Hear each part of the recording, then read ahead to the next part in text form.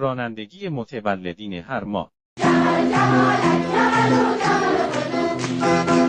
جوونیم بهاری بود و بگذر، جدید بود نبود، عجیب بود نبود، بیزه کش با این است بیسیزه، همه گزینه آخه برا ما رو میزه.